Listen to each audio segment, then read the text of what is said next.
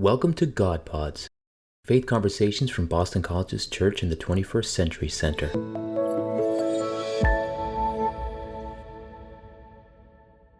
Welcome to God Pods. I'm Elise Italiano-Urenic, Associate Director for the Church in the 21st Century Center at Boston College. In this series, we are speaking with young Catholic innovators who are taking up the mission of revitalizing the church. These 20 and 30-something men and women have identified challenges that the church is facing and have devised creative, forward-thinking solutions that are bringing vitality and energy to the faith. At a time when many young people are questioning their commitment to institutional religion, these young folks are working hard to ensure that the church is stronger than ever for future generations. Our guest today is Molly Burhans. At 30 years old, Molly is one of the leading women innovators in the Catholic Church and in the environmental movement at large. She is the founder of an organization called Goodlands, which aims to help Catholic communities around the world use their property for good. Molly was recently named one of the United Nations Young Champions of the Earth. She was the only person selected from North America and the only winner to represent a religious organization. We're grateful to be speaking to her today. Welcome to God Pods, Molly. Thanks so much for having me, Elise. Would you start by telling us a little bit about yourself, where you're from, what you studied, and how you became interested in sustainability? I'm originally from Buffalo, New York, and while I was there, I studied philosophy with the Jesuits at Canisius College, and I also studied ecological design at a small master's program in Western Massachusetts called the Conway School. And I have always been passionate about nature. I grew up, hiking in the woods and really just kind of in love with the natural world. And through kind of co-founding my first company, Grow Operative, which is an agriculture systems company, I got really into actually how design and designing with nature was a key part of sustainability. That's great. So what is Goodlands? What inspired you to start it? And just kind of give us an overview of what you're up to there. So Goodlands is a nonprofit. We help people use land for good. It's kind of born out of this fundamental realization that many of the issues that we confront today can help be addressed by managing our properties more thoughtfully and carefully. So we provide the information, tools, insights for Catholic communities to look at their entire real estate portfolios holistically and optimize their use for environmental and social impact to address, the most critical issues we're facing today, from environmental destruction to migration. I guess what inspired me to start it was I was hanging out with these really amazing nuns in my early 20s. I was thinking about becoming a sister, and I would sometimes visit their convent on breaks or weekends if it was a long weekend, and I was so inspired by them. But every morning before, or I should say between 6:30 a.m. prayer and until we went into the city to help out with services, I would take that time to hike through their grounds, and it was so peaceful. But I also saw so much opportunity for sustainable management, like forest management, addressing invasive or species or erosion that could have actually, some of which could have helped the community financially and could have helped the ecosystem. So that was really the inspiration. It got a much more global view when I started to do kind of mapping in graduate school, and I saw that there was this way to computationally approach massive amounts of properties at once and figure out how to, bring these things like forest management or agriculture to the places where they're going to have the most impact. I think it's really cool that in the process of discernment, which I know the Jesuits at Boston College would love, you kind of came to another inspiration of the Holy Spirit too, which is this organization. You mentioned mapping, which is a huge part of Goodlands' work, mapping the church's resources, property, personnel, etc. I know I speak for myself. When I think of a map, I think of sort of the paper thing you pull out to orient yourself or get to where you need to go. What do your maps do, and what kind of technology are you using to build them? Okay, so we are using Geographic Information Systems technology, or GIS. Maps are no longer these static Cartesian planes. They're actually these massive databases. You can, if you lift up kind of the visual side, it's really just, a data structure and databases and information. And I should go back actually to say that pretty much anything that can have a where, like where do you like to buy ice cream? It can even not be totally quantitative. It can be qualitative. Where is my favorite place? That can be mapped, as well as statistics like there's 50 Catholic hospitals in this country. So they've really revolutionized, and how we use them is there's a ton of information already out there, generated by like the USGS, the United States Geological Survey, NOAA, different conservation groups. And we can combine all that data to see. A good example would be we mapped USCCB properties, so the collection of different types of properties, not just the ones owned by them specifically, but Catholic properties in it. And we worked with a team on analyzing their habitat connectivity. So that's how much they contribute to these kind of wildlife corridors. And that kind of information can help a community see where, which properties of theirs could be making a critical contribution to the ecosystem. You can't really know that kind of information without maps. Other things would be like, you can just layer in like soil types, and you could see where you have prime agriculture soil, layer in even, and run analyses to see landslide potential. The possibilities are pretty much endless. And so maps are no longer just paper, even though those are maps too. They're just these amazing tools that can do so much. Do you have a sense then, or an estimate of how much land or property the church actually has? And if so, how would you rate the church's responsible use of that land at this point? So the United Nations Faith for Earth program estimates that 8% of the habitable surface of the earth is owned by faith-based organizations. So that's everyone beyond the Catholic Church too. To give you an idea of how much land that is, that's 8% of habitable earth is larger than India and Sudan combined. It's massive. The Catholic Church itself is kind of the most organized, so we can speak of it a little bit differently than, say, Judaism, because we do have a hierarchical structure, and we have canon law that does influence property, and larger property sales will go up to, higher in leadership for approval. So that's when they say the Catholic Church's land, I mean all of these little moving pieces that kind of compose the body. The exact landholding numbers are unknown at this point. So any estimate you see out there, I don't know where they're getting it, because we have most of the data on it, more than anybody else, and we can't even give you. We can give statistics, and we can say, if every parish is on average 1 acre, it's going to be, that's already 250,000 acres globally. But we all know that there are monasteries and convents that are, tens of thousands of acres. And then there are, other kind of parishes that are much smaller, just a tiny parcel in the city. So it's really not known. We could probably make an estimate. We probably should. Maybe you'll work towards it, right? Yeah. So you're 4 years into the work at Goodlands. What would you say overall your organization's priorities are and goals are, and have they changed from what you intended at the start? Yes, they've changed pretty significantly in some ways. So our goals there has been more of a influence on the mapping side than the property side for the last couple of years. When I founded Goodlands, I started calling dioceses and bishops around the country. And first, when I founded Goodlands, I thought that Catholic conservation would be like a really big thing. I was like, of course, we're the largest non-governmental network of healthcare and education, and we must be the largest network of conservation, and I totally missed that. Even though I think we're only just kind of realizing with integral ecology how deep environmental care is in its connection to all of our other missions, because it's a little bit less clearly spelled out, in the Gospels, but it definitely is there. But so originally I thought that I'd be joining an organization doing this, and I saw no one was doing it.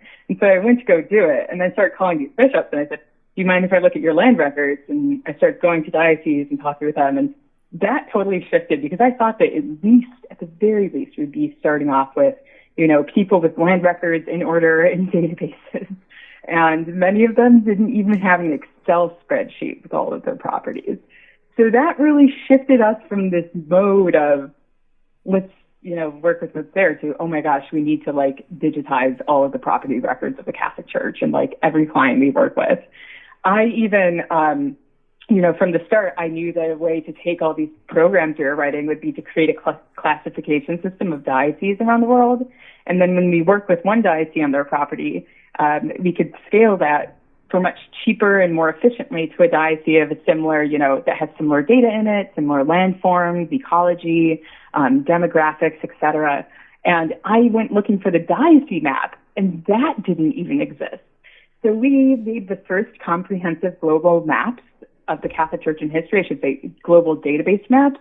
And that took a massive team to do. I never thought that we would be starting with this little data.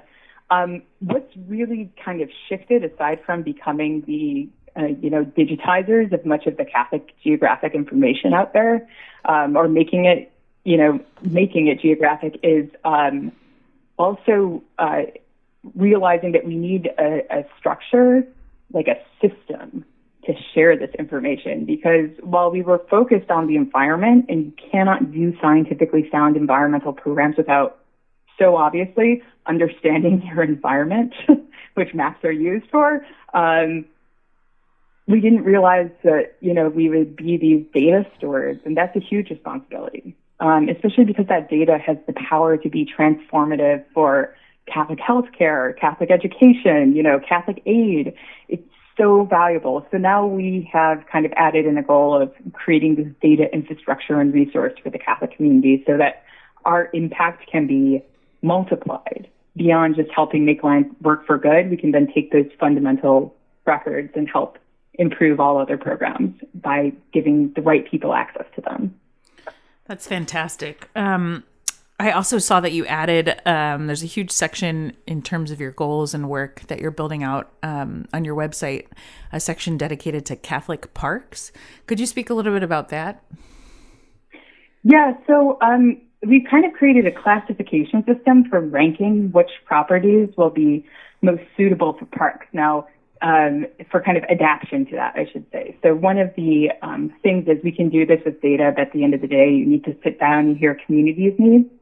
Parks they fall into about 6 different categories. They could be anything from a community space in the allotment to a contemplative space. They could also be, recreational areas, a playground that's accessible, or, a more wilderness area that would only be possible on, those much larger 10,000 acres, say monasteries or retreat center properties, et cetera. But so we've created this classification system, and we can identify now which properties will fall into it. The motivation for that is both spiritual and also concrete. Even the spiritual is concrete, but you know what I mean. Mm-hmm. What's the word for it? Temporal. One of them is that, green spaces, so many studies, and it seems like a new one comes out every week now, show that access to green space is so influential to people's mental health and their physical health. And the Catholic parks are really just an extension of Catholic healthcare, if you want to say it that way, in some ways. And they're realizing that we have these spaces. And these spaces are opportunities for living our mission to do good, to improve humanity's, well-being, but also spaces that are opportunities for evangelization. It's such a beautiful experience to be in nature and contemplating God. And this kind of park system would offer that opportunity to connect both humans and God and nature by creating oases. I think Pope Benedict said it earlier. I said, are not the oases of creation that sprang up, say, around Benedictine monasteries in the West, foreshadowings of the reconciliation of creation brought about by the children of God? I really think that envisioning this international network of conservation and spaces and kind of human use spaces that is managed by the church is a really just an inspirational idea. That initiative hasn't launched yet. We are launching that in about a year. So we're working on all the finances and getting the kind of legal stuff all shorn up for it and partners together. That's great. I'm glad you brought up Pope Benedict XVI. I was going to ask, he and Pope Francis seem to be all over your marketing materials and your website in that they emphasize that environmental ecology and sustainability is related to a lot of issues in human ecology. So I think of, a sustainable planet will better support overcoming things like food insecurity or the refugee crisis. What is that relationship between the environment and human beings mean to you, and why is it important for Goodlands? Well, when we look at humans in the natural world rather than as separate, but brought together by this bond, an integral connection or integral ecology really kind of embraces that bond between the human world and the natural world and environmental and social justice. That's something that both Pope Francis and Pope Benedict have, written about extensively and so well. I think you're allowed to like both popes, maybe not on Catholic Twitter, but in real life. I think you are too, Molly. Yeah, I think they're both awesome. Excuse me. I think they're both awesome. Pope Francis, Laudato Si is just, I think it's one of the most important documents of the century, to be honest. And when I read it, it was just like my heart was singing the whole time. It's just this. It's so, and it gets into the integral ecology because it really dives into the human issues of sin, of, greed, and of social ills that are influencing environmental ills. So I think it's just, he just dives into all these pieces of environmentalism too, that you simply cannot fully manifest Laudato Si as a church without maps. Actually, if you want to talk about our carbon footprint, even measuring that and storing that information well and, making sure that we hit targets, you cannot do that without well-organized databases. If you want to talk about habitat connectivity, which he just poetically waxes about in the document, like I said, we mapped that in the U.S. CCD, and you cannot understand how habitats connect to each other without understanding the landscape. So both of them, they just are constant inspirations. And I think we're just so blessed as a world to have them alive at this time, and as a church to have both of them with, their bodies of work and influence. That's wonderful. So speaking of kind of love of popes and relationship to the Vatican, you've, there have been a lot of recent conversations in light of kind of the most recent iteration of the sexual abuse crisis about the need to expand opportunities for women's leadership in the church. You've been able to get several meetings with high-ranking Vatican officials about your project. Could you tell us what that was like and what that collaboration continues to look like? Yeah, definitely. So I first went to the Vatican when I was 26 years old, and I somehow landed meetings with Cardinal Turkson, the Secretary of State's office. It was when I was looking for that diocese data set that I was like, oh gosh, we must have this. So it was amazing. I talked with Cardinal Turkson for an hour, and he's just a phenomenal human. And then the Swiss Guard led me into the Apostolic Palace to the third loggia, which is where the Secretary of State's office is. And it is full of the most gorgeous maps I've ever seen. If you've ever been into the Galleria delle Carte Geografiche in the Vatican Museum, and excuse my Italian if I totally butchered that, the Apostolic Palace has that times at least 5. It's a cartographer's dream. But they haven't really had a map update since the Holy Roman Empire. So I was terrified. I thought I was worried that maybe I can be excommunicated for even asking this question. I was 26. I was just confirmed not that long ago before that. So, and I sat down with these priests and I said, do you guys mind if I do this? Here's my graphic prototype. I have the best team in the world, or one of the best, for doing authoritative boundaries. And they spoke in Italian for 5 minutes. And I was like, oh man, this is it. And then they were like, yes, this would be useful for everything. So that it's been really positive. I went, have been there, gosh, I don't even know how many times I've been in meetings and symposiums and conferences. And, I've had a pretty positive relationship, I would say, with leadership. And I felt really heard and respected for my work.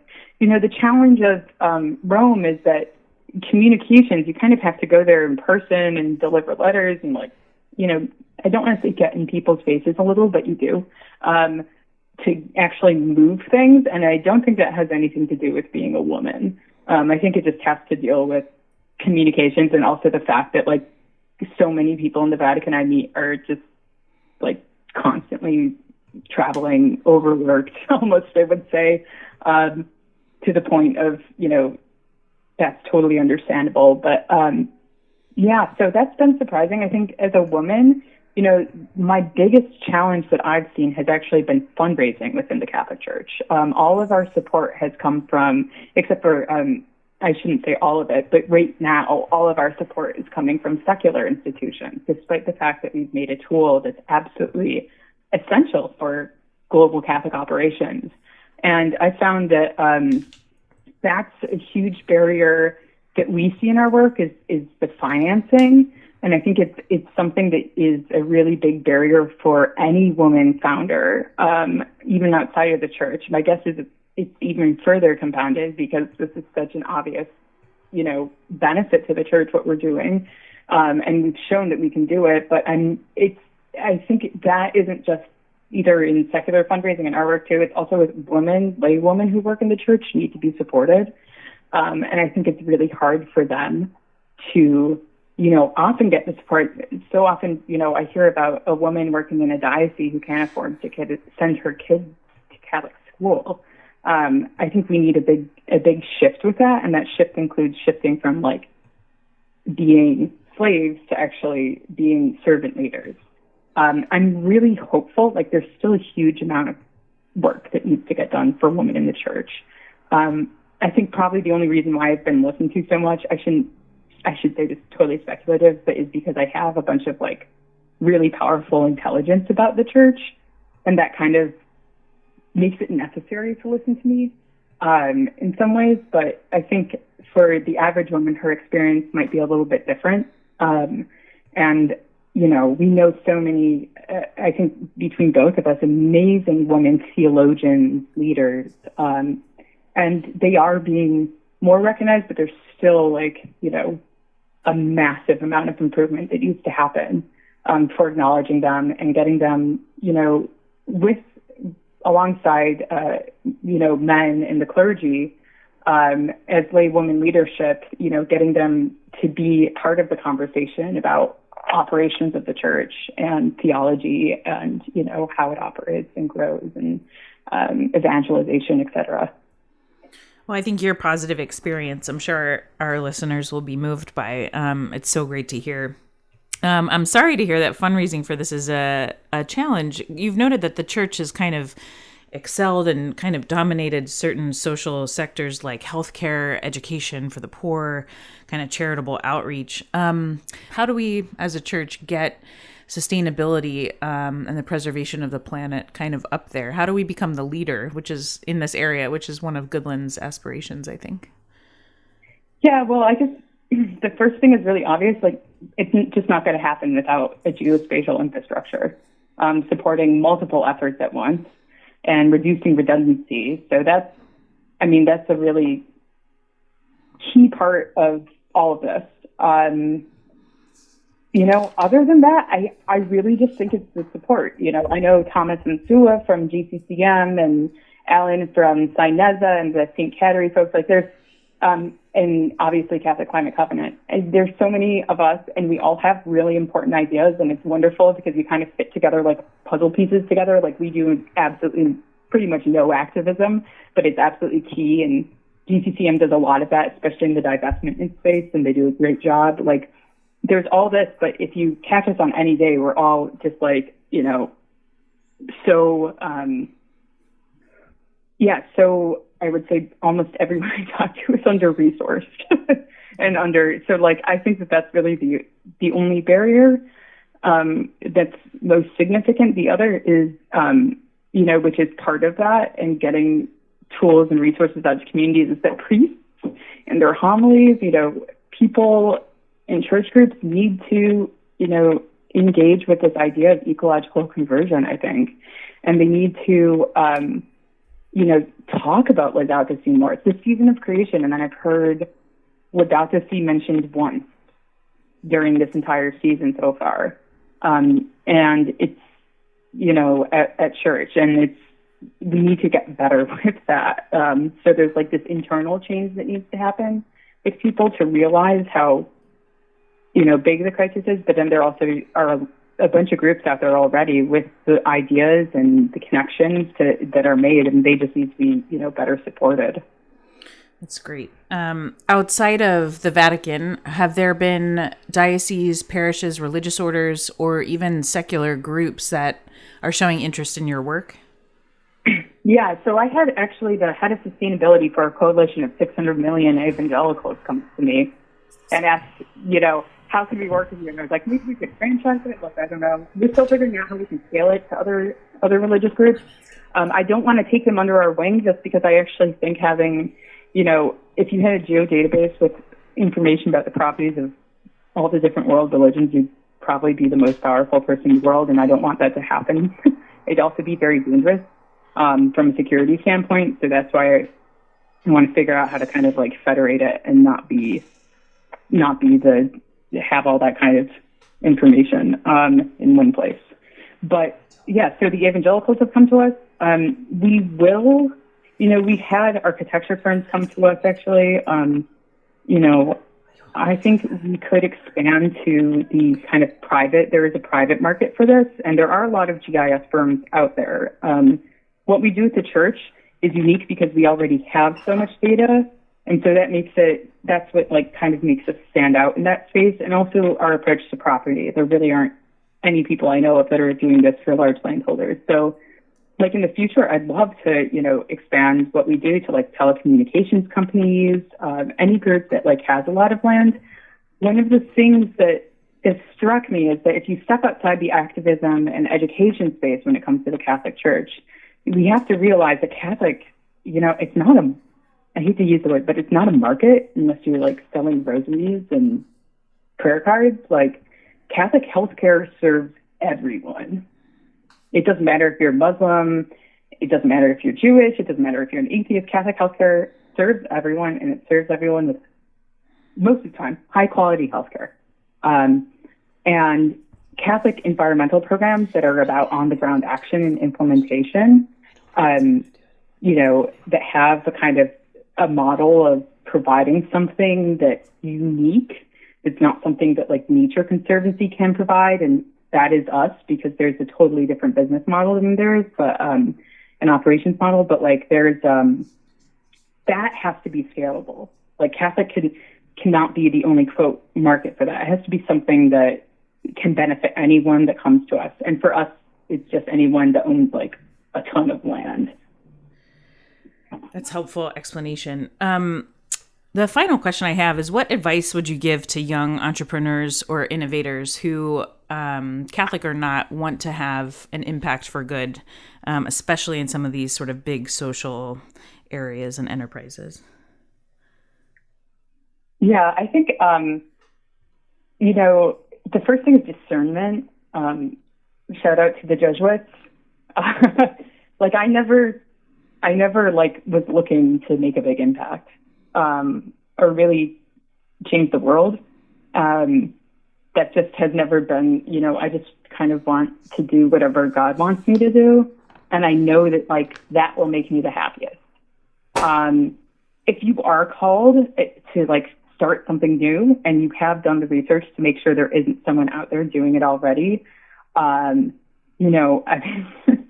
like a GIF out there that I've seen on the internet of like these two guys on a roller coaster that look like, oh my gosh, that's kind of what you're in for. If you say yes, it's absolutely like awesome and crazy. And, starting something new, it's so creative. Like I have backgrounds in art and science and like entrepreneurship is perhaps the most creative thing I've ever done. And it's overwhelming. There's legal, there's, HR, there's grant writing, there's networking, there's, and then there's the technical side. And it's just amazing. The learning experience is invaluable. You can't really be afraid of failure because you're going to mess up multiple times along the way. I guarantee it. It's really, really humbling. Much more humbling than I expected to just be learning so much. And I would say for especially women who are interested in it to just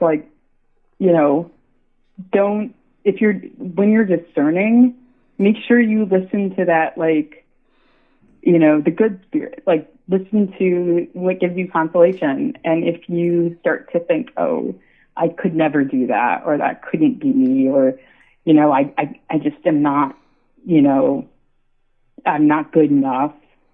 If that is coming, that's coming from a bad place, then shut it down. Well, I think that's really inspiring, and definitely sounds not just like you said, a job, but definitely a vocation. And I know that we're grateful that you've responded to that movement of the good spirit. Molly, where can people go to learn more about your work and Goodlands as a whole? Okay, so people can go to good-land, so that's GOOD LAN as in Nancy, D as in dog, S.org to learn about our work. And on Sunday at the Social Good Summit, I will be speaking alongside Greta, which I'm so excited about, and we will be launching so by the time this goes out, this will have already happened. Sunday the 22nd, we will be launching our about 50 maps, I think, in a hub of Catholic information to help people see the global church from the view I get to look at my desk every day. Well, that's great. Well, we wish you the best of luck with all of the United Nations work and your upcoming, I'm sure, awards and opportunities, and we'll be following along here at Boston College. Awesome. Thank you so much. Thanks for being on today, Molly. For more Catholic faith resources, follow us at bc.edu/C21 or via Facebook, Twitter, and Instagram.